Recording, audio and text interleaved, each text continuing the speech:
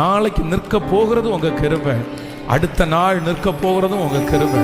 உங்க தயவு இல்லாம ஒன்றும் பண்ண முடியாது, உங்க இரக்கம் இல்லாம ஒன்றும் பண்ண முடியாது ஆண்டவரே. உங்க அரவணைப்பு இல்லாம எதுவும் பண்ண முடியாது. நீங்க தான்ப்பா, நீங்க தான்ப்பா.